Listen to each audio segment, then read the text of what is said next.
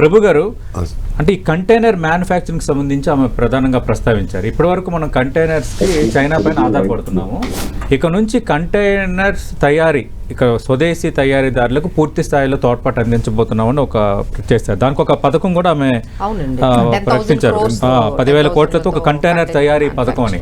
అంటే ఒక రకంగా ఇది చాలా కీలకమైనది అంటున్నారు. అంటే చైనా పైన కానీ మిగతా దేశాల మీద ఆధారపడుతున్న దిగుమతుల్లో కీలక దిగుమతులు, వాటికి సంబంధించి మన వైబిలిటీని మనం పెంచుకోవాలి. అది డెఫినెట్గా మంచిదండి. దాని ఇన్వెస్ట్మెంట్స్ ఆ సైడ్ పెంచితే డెఫినెట్గా మంచి ఇదే ప్లస్ పాయింట్ అది.